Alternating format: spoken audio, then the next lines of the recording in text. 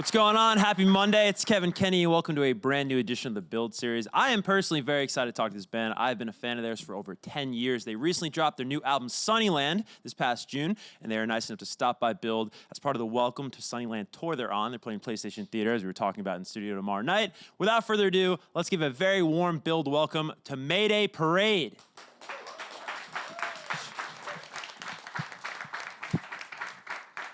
Gentlemen, how are we? Very well, very well. How are you? I'm excited to talk to you guys. I said in the open, I've been listening to you guys for over 10 years. I think, what is it, officially 13 years are we calling it? 13 years, yeah. That's amazing, man. Do you guys ever stop and think about that? Because of course it's been a whirlwind, but like if you think about, your peers that were kind of popping up at the scene at that time, it's a short list of who are still around. Yeah, right? Certainly. Yeah, I mean, it's been for a while. We've been kind of blown away with even I feel like when we hit 10 years, it was like, my gosh, man, this is nuts, and then now it just kind of keeps on. It just goes faster and faster, so yeah. Was that always the plan, like to be a band, I don't want to say forever, but for this long?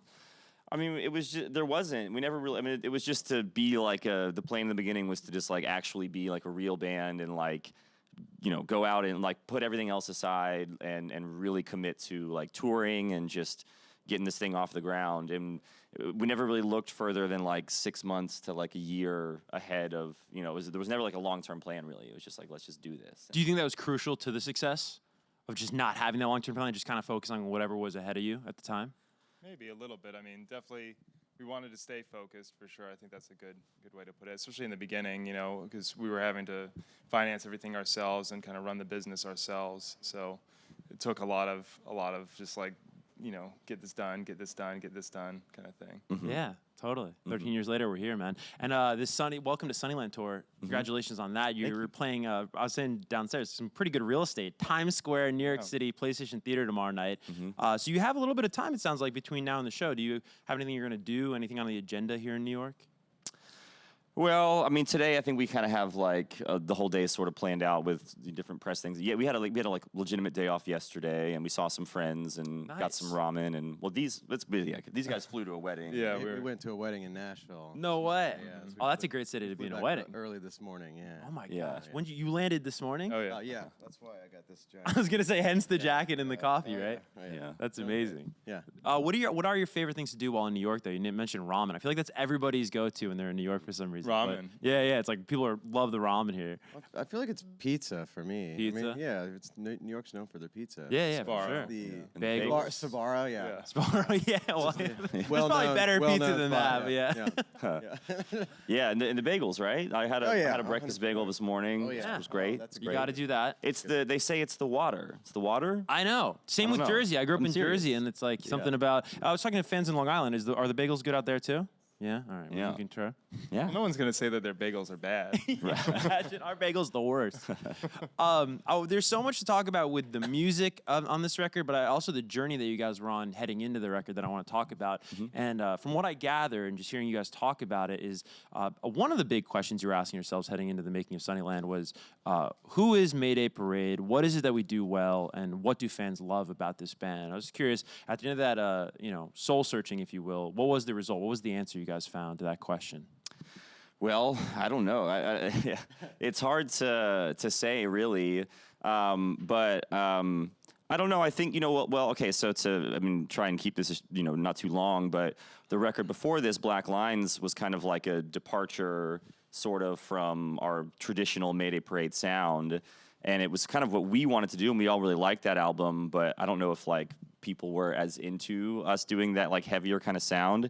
And then on top of that, we did the 10-year Less Than Romantics tour, which is our first album, and that was like a whole cycle. We did, a tour here in the U.S. and internationally as well and everything, and sort of like seeing how important that album is to people and to our fans and to us. Like, I don't know, just that kind of brought everything sort of around again and kind of helped us focus on like what we feel like we should be doing now. And I think it is kind of, we tried to sort of build upon, what we had done in the past, but also take some steps in a new direction.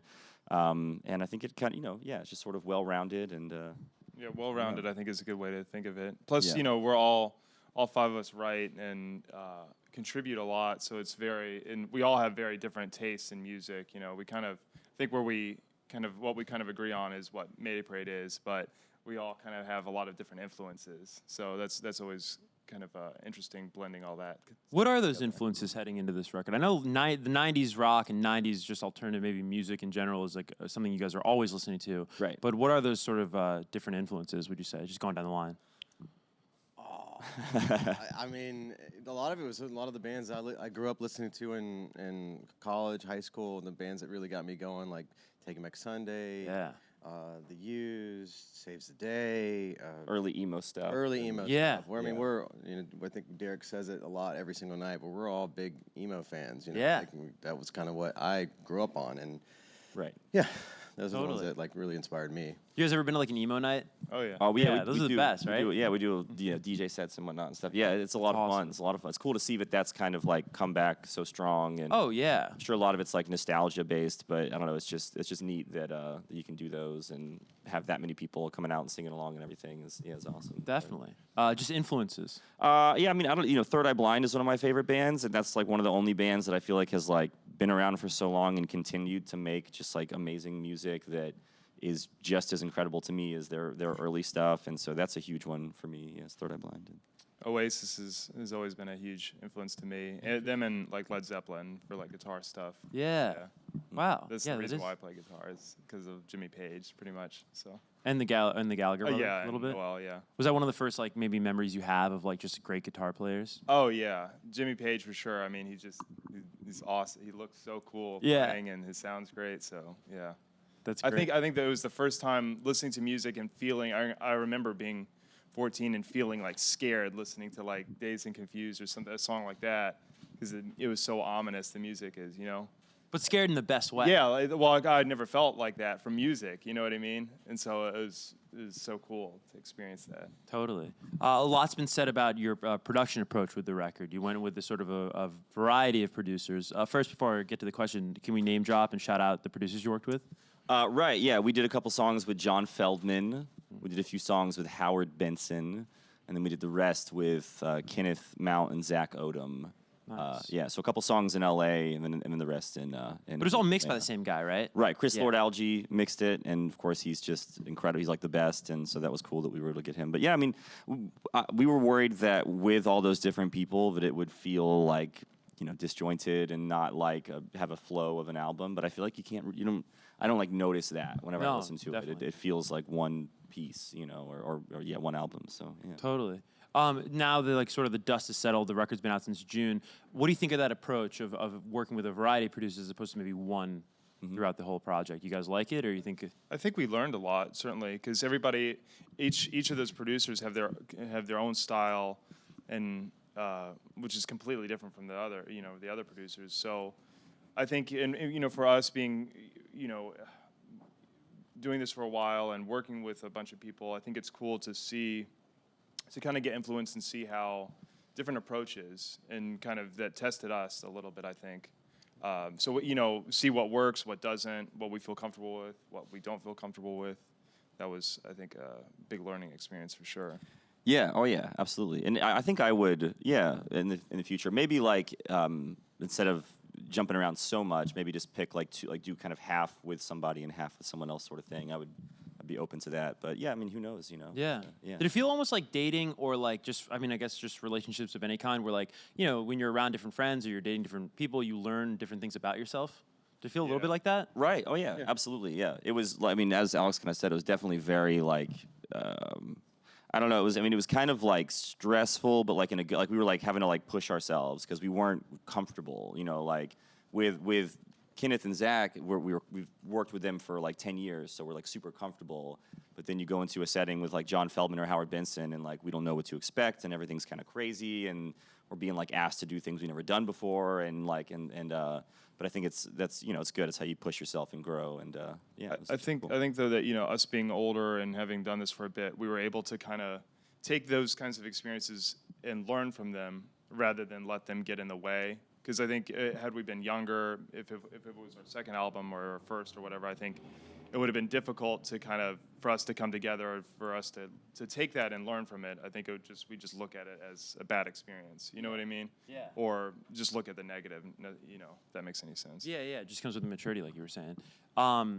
Sunnyland, the song, is my favorite song on the album, and it's just there's a lot to dig in there. But one of the themes there is recapturing, right? Recapturing days gone by, recapturing maybe like a spirit of yesteryear. With that in mind, and you spoke about the reunion tour, or not the reunion tour, the anniversary tour, I should say, a couple of years ago. How do you approach sort of giving the fans what they love and recapturing whatever that is that they love without doing the same thing? Because that must be just such a fine line to toe and walk. How do you approach that?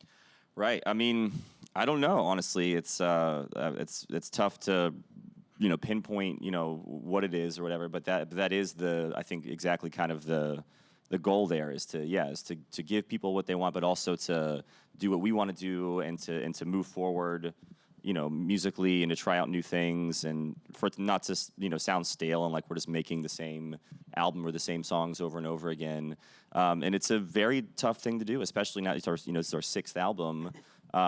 So it's tough to kind of get that all right. But I feel like honestly working with a producer, I think that song was John Feldman. Like working with someone like that and having an additional band member to go like, hey, what if you did this time?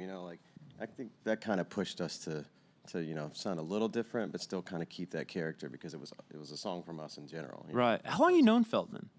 Well, we met him whenever we did. We met him. Yeah, yeah. Yeah, it was like last summer of 2017 is when we met him. Yeah. Oh, cool. Okay, right on. On the topic of Sunnyland there, the title of the record, and of course it's a song, the last song on the record, comes from an abandoned hospital, I understand, in Tallahassee. Right. This sounds amazing. You used to hang out in an abandoned hospital? Yeah. I mean, it's gone now. I live like less than a mile from where it was. It's apartment complexes now, or it's an apartment complex now. But it was, in my opinion, it was one of the coolest things about Tallahassee was Sunnyland. It was this old hospital that had shut down like in the 80s, I believe. It was huge. It was 5 stories, really this big, long, white building that then now had these like vines growing all over it. It's so haunted. And and it was fenced off, and you weren't supposed to go in there. But of course, kids and teenagers and everybody would sneak in there, and you go with your friends and some flashlights and just like explore. And it was super creepy and super awesome and kind of dangerous, but like just like thrilling. And you'd find like all kinds of neat stuff in there. They still had some old like hospital beds and IV stands and equipment in there. It was like rusty, and and there were areas where like there were big holes in the floor, and part of it was flooded too, right? Yeah, part of it was flooded. And I don't know, it was just so cool to go explore there. And I don't know, maybe as a teenager I didn't like drink or do anything, so like that was like our like rebellion, like almost. Yeah, that was like our like, oh, we're getting into something dangerous here or whatever. And so we'd go there like all the time, and cops would come about like once every hour.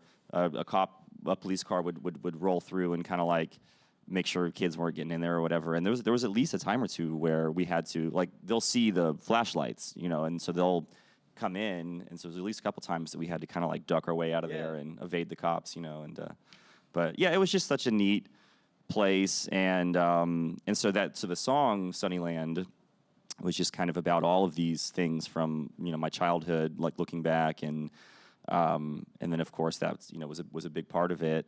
And so there's the line, I left something important back in Sunnyland, and it's something that I know I'll never find, and that's sort of like a metaphor for like my youth or whatever. And of course Sunnyland is gone now, it's torn down, so it's like never get it back, But so that was kind of the idea, and that seemed like a pretty powerful, I don't know, concept, and it's just a cool name and everything. So that's how we ended up settling on the name of the album. It's deep, man. It's deep.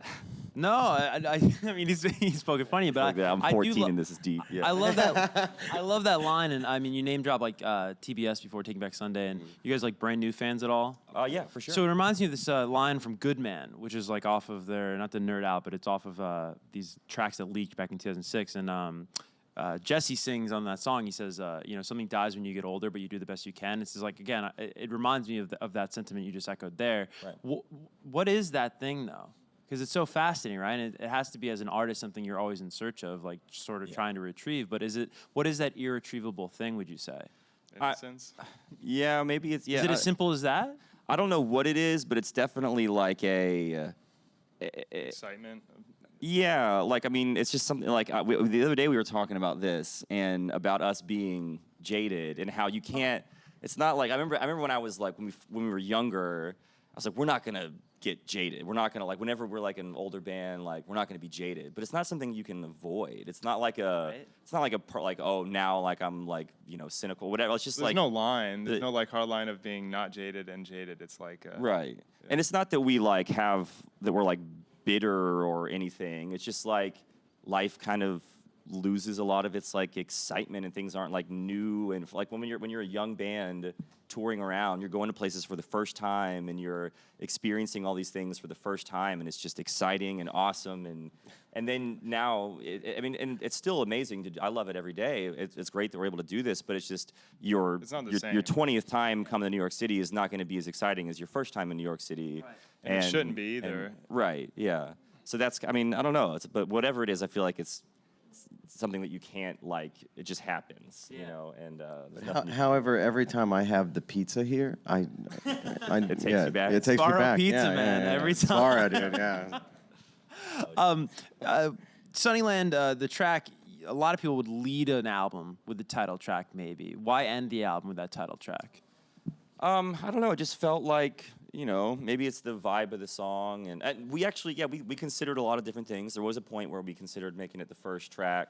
But then we just loved the energy of Never Sure. The song that ended up being the first track just has it's a great way of just like firing into a record. And we typically usually put like a ballad at the end. I feel like is a nice way of like wrapping up the album. And I don't know. It's just how we settled on it. Yeah. Felt good. Yeah.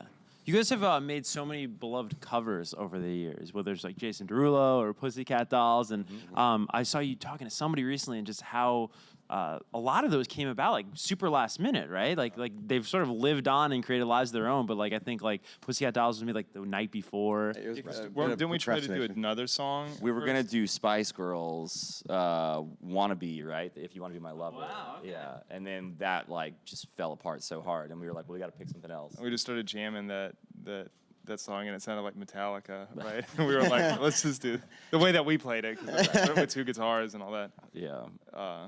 Yeah, that was a weird one. But that was also the first one we did. That was the first of the covers. And my favorite was the one we play on this tour. So Somebody That I Used to Know cover, the Gautier, yeah.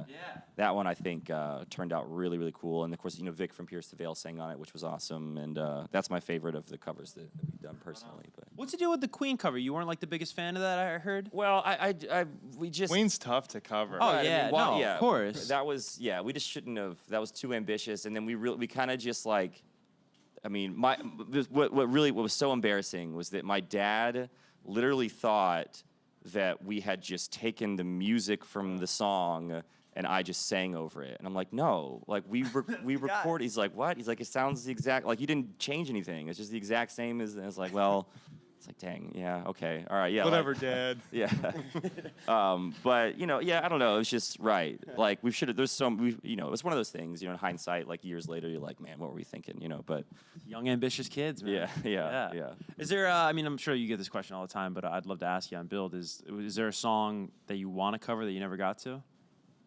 There's all kinds of like 90. We did the Punkos 90s, the Bush one, and that was really cool. But that's where What Bush track did you do? We did Come Down by Bush, and I think that one turned out really cool, honestly. And that kind of like led into a lot of like the Black Lines sound was doing, because we recorded a lot of that live, and it was just very like raw and rock and heavy. And well, that was like the first time that I felt like we recorded ourselves in a way that felt like our live show and how we played together as a live band. And so from that, we were like, we want to make an album like this, kind of, with that feeling, Yeah. That energy. Yeah, that energy, yeah. It's funny you bring up Bush, and we were talking about Third Eye Blind before. I thought we'd play a little bit of a game here before we turn it over to the audience. I want to do 90s toss-ups between you guys. I'm going to give you a band, and then two of their hit songs, and I want you to speak amongst yourselves and pick which one you're going to go with. You cool with this? Cool. All right, this is going to be fun. All right, so let's kick off with your favorite, Third Eye Blind. They're actually going to be in town in a couple months. Nice. Let's go here. Third Eye Blind, Semi-Charmed Life versus Jumper. This is tough depending on the day. I feel like it's a mood-based question. But yeah, which you guys are you going with? It's totally a mood. I'd say semi-charm kind of life or whatever it's whatever. Yeah, you're right. It is about the mood. Yeah. It's totally about mood. I feel like Semi-Charm is like the first time you come to New York City, and then Jumper is like the 20th time you come here. Yeah. I think How's It Gonna Be? How's It Gonna Be is my choice. You're going with How's It Gonna You Be? can't just curveball it. Yeah, I mean that song, the Semi-Charm is just. I mean they're both undeniable hits, but. I mean, that whole first album is like one of the most underrated. I mean, it is celebrated, but I don't even think to the degree that it should be. I mean, it's pretty incredible. Yeah. All right, so Semi-Charm, official answer? I mean, if you guys are cool with with that. All right, cool. Let's go Bush, actually. Glycerine versus Machine Head. Is it glycerine or glycerin? I glycerine. I think it's glycerine. Glycerine. He says That's how he. glycerine. Yeah. I just remember him singing it in the rain on MTV.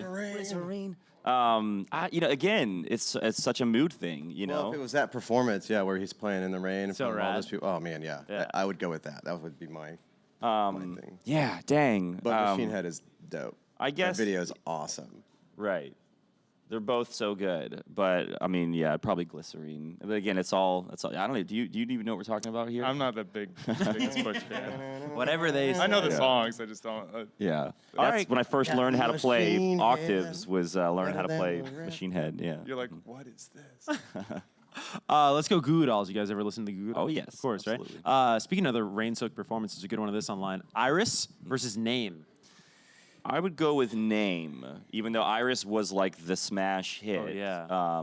I'd say Name. Name. Yeah. Iris. Was never one of my like favorites of theirs. Right. That whole record's great. Oh, yeah. Dizzy Up the Girl. Dizzy Up the Girl. Yeah. I mean, of course, Name's off Boy Named Goo, but Name is I won't tell him you're in it right now. That's correct. Yeah. A little karaoke. Yeah, You're gonna go. You want Iris, don't you? Yeah. Iris is the one I'm probably more familiar with. All right. So Jake, you're the tiebreaker. Name. Here we go. There we go. All right. Yeah. Sorry, Cam. Oh, shucks. I don't know if you guys are fans of Everclear. You guys ever listen Yeah. to Everclear? Yeah. Oh, You know, it's funny, when I heard that the record was going to be called Sunnyland, I thought of Summerland, which is an old Everclear record. Oh, right. Okay, yeah. They always talk about that. It's like a whatever. Santa Monica versus Father of Mine. Santa Monica, Okay, wow, that was quick. for sure. Is that Yeah. across the board, Santa Monica? That's the "We Could Live Beside the Ocean," right? That's Yeah. the song. Yeah, right. That song is just so good. And Father of Mine's cool, but like, I don't know. Yeah. I don't know. Father of Mine that one annoys me, I think, because it got played so much. Right. I remember hearing that all the time. It's weird. It was how like a true- Smash Mouth level of like it was like that. It was like Smash Mouth Like All Star, All-Star. where you just like hear it so much. Like that around you- the same time, too. Yeah. We're going to turn it over to the fans in a second, but as I said at the top, you guys are in town, PlayStation Theater, Times Square tomorrow night. Where else are you guys going on this tour? How much longer do we have? We have like 10 shows left. We're good ways. We've been out for 5 weeks, so it's kind of like now working down the East Coast back down to Florida, and yeah. Is been it good. too early to ask about 2019 and what that's going to look like? So I mean, we have a lot of international stuff that we kind of have set up, and then we have plans for most of the year, but a lot of it's not announced yet, so we can't really talk too much about it. But we'll be busy, all of next year and going both here in the U.S. and internationally everywhere we can, and just I think supporting the space, album too. in space if we can. Yeah. We want to be the Mars, first band to play maybe. on the moon. We got a- yeah. Elon might book you. Yeah. Well, we can't talk about Got a it. lot of irons in the fire there about space. All right, let's turn it over to our fans here in studio. The first one's going to come from right over here. Hi, I love you guys. Just wanted to say that. Thank you. I've been listening to you guys since I was in elementary school. My question is, what's the hardest part about going out on tour? Yeah, well, I'm sure it might be different depending on who you ask. For me, it's I'm married and I have kids, so it's tough to be gone from my family for months at a time. Is the most difficult thing. But that's really like the only. Other than that, I love touring. It's so much fun, and these guys are all my best friends, and we have so much fun. And playing shows is. Playing shows is so much fun. That's not what you tell us every night. But yeah, I mean, it's tough to, obviously, we I can FaceTime and talk and everything. That's nice. But I always look forward to, being back with my family. Yeah. I don't know about you guys. I think that to me, one of the most difficult things is something as simple as doing laundry. That's such like an event for your day to have to figure out when you can and then have to. It's just such a mess. That's why you just don't do it. Yeah. Did not expect you to say that. It really is. It's such a hassle. Yeah. You got to get your luggage from the bay and organize everything. It's just, it's going to take hours. It takes a solid. I'm married as well, but I don't have kids. I have a dog, and I love my wife, but I love my dog. She'll understand. She gets it. Yeah, she gets it. Love you, sorry. Great question. Thank you. Second question will come from over here. Hi, I have a question about how do you guys stay motivated as artists to still be creative even after you found some success? Yeah, well, that's a good question.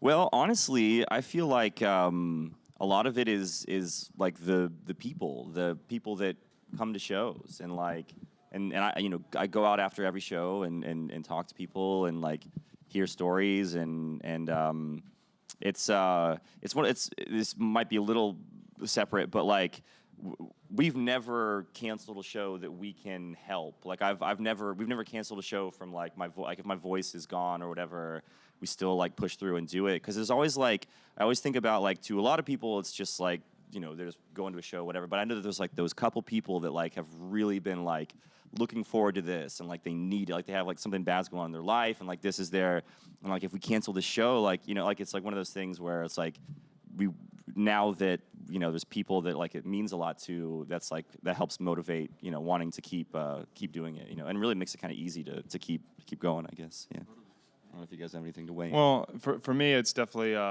getting excited about music over and over again. I've been trying to learn other instruments, and I think that every time I try something different, it's like it kind of sparks that initial drive again, if that makes any sense. I mean, for me, I feel like we're all naturally creative people, and you're always, writing something in your head or, things like that, no matter what the situation is. And, I feel like we all did the same thing. Right. Yeah. Mm-hmm. Great question, man. Yeah. Let's get to our third question right up front. Hi, guys. Hi. So, with Thanksgiving fastly approaching, what are you guys most thankful for? Hey. Doing this for 13 years. Definitely still being able to tour in a band at this level and then, family and friends and just having a good life. And we're all very lucky with where we're at. And, there's a lot to be thankful for, really. Oh, I guess. Yeah, certainly. Yeah. Super, super lucky. Mm-hmm. Well, it's definitely humbling. The other day we got to play in Boston in front of a little over 2,000 people and just seeing everybody out there singing every single word. Like, it's just, it's humbling for sure. That's definitely what I'm thankful for. Mm-hmm. One final question. It'll come from over here. When you guys are going on tour, do you have a specific place or venue you guys look forward to going to or playing at? We sure do. We sure do. Indubitably. It's Starland Ballroom in Sayreville, New Jersey. There's a lot that we look forward to going to, and there's a lot of great ones. And I think you mean PlayStation Theater in Times Square. That's what he meant to say. PlayStation Theater is awesome, and then Boston's great. Chicago House of Blues is great. Anaheim House of Blues is great. There's the Rave. Not to knock any of the other. There's so many good, amazing venues. But Sayreville, Sayreville is always just the best show, and it's really just the crowd is the most energetic crowd and the energy. Yeah. You guys are for real, Starland? Oh yeah. I'm from Jersey. I grew up going to that venue. Why Starland? It's just the crowd. Energy. We've been playing there for like 10 years, and the show always sells out, and it always is just packed, and the energy's insane. Yeah. And a lot of it, I think, might be because of the song Jersey, might be like where it kind of started from.